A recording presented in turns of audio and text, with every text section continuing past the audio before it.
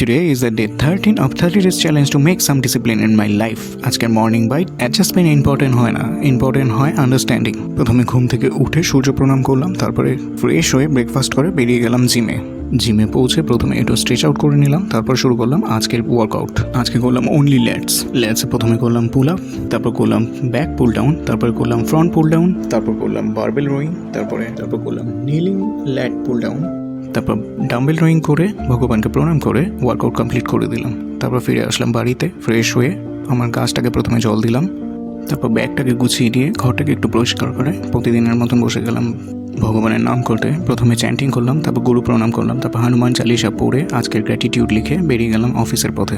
অফিসে পৌঁছে আজকের কাজগুলো কমপ্লিট করলাম, কমপ্লিট করে সন্ধেবেলায় বেরিয়ে আসলাম বাড়ি ফেরার পথে।